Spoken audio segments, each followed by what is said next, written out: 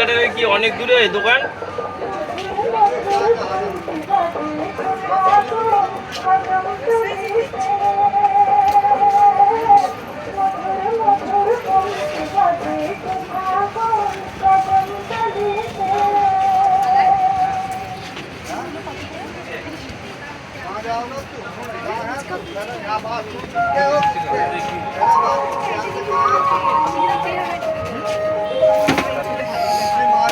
তোমায় খুঁজে বেড়াচ্ছি।